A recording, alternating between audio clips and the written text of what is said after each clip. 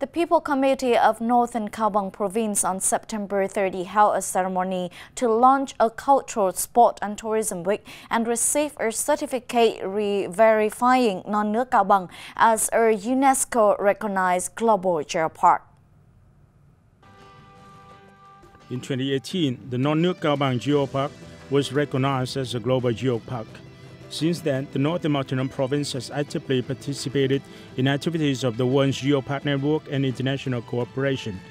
Cao Bang has invested in and put into operation 4 tourist routes to the geopark while preserving and promoting geological heritage values and indigenous culture, as well as protecting the environment according to the criteria and recommendations of UNESCO experts. At the 7th session of the UNESCO Global Geopark Council, taking place in December 2022, the certificate recognizing Non nước Cao Bang Global Geopark after first re-verification was approved.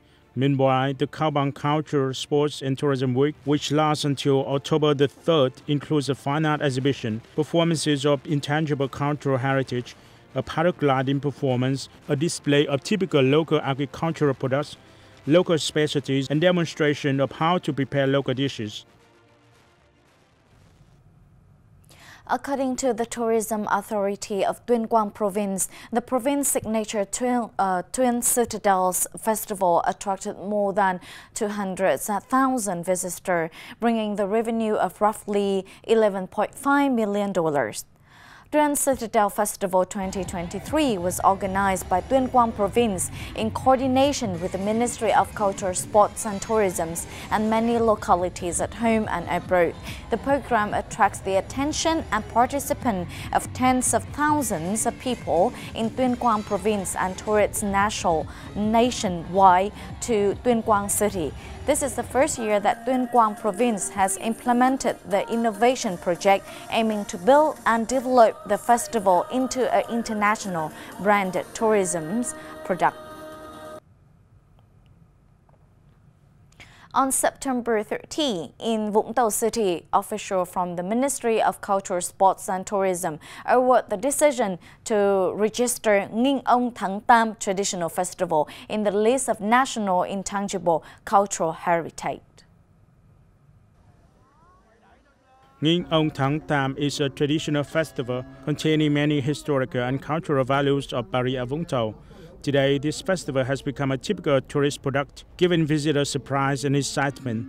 Every year, Nghinh Ông Tháng 8 festival takes place on August the 16th to the 18th of the lunar calendar. From the early morning, boats decorated with flowers, flags, and ancestral tablets departed from Tháng 8 Communal House, traveling through local beaches, offering incense, praying for fishermen to be safe when going to sea, and catching lots of fish and shrimp.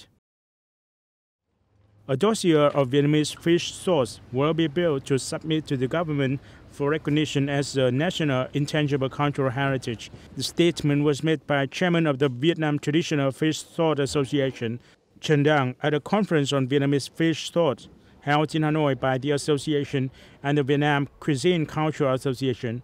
The two associations will complete a project on building and developing the Vietnamese culinary culture into a national brand to elevate fish sauce to new heights.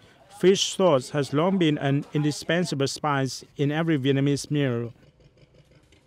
A carnival as part of the ongoing Hanoi Autumn Festival was held at the pedestrian zone around Hoàn Kiếm Lake, featuring the participation of thousands of people on October 1st.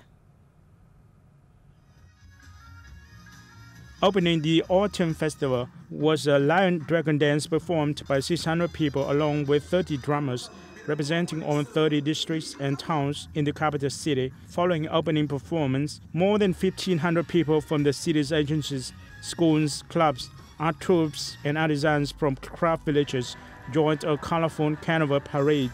The carnival included the performance of vehicles decorated with flowers, people in outside cyclos, puppeteers, flash mob dances, creating a colorful and cheerful atmosphere.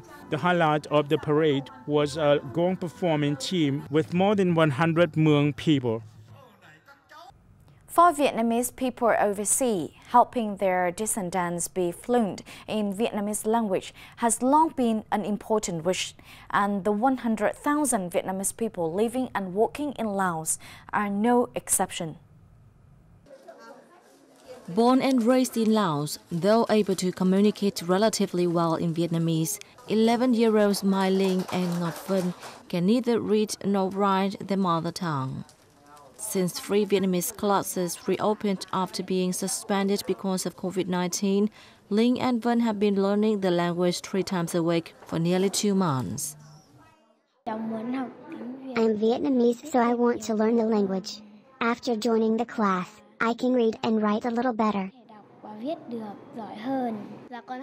I learned Vietnamese to know more about Vietnamese culture. Vân and Linh are 2 of many young Vietnamese people in Laos who cannot read or write Vietnamese fluently. This is why the Vietnamese Association in Vientiane coordinated with the Vietnamese Embassy and Phật Tích Pagoda in the Lao capital to hold the free classes. I am very happy to teach the class so that our children can preserve the Vietnamese language.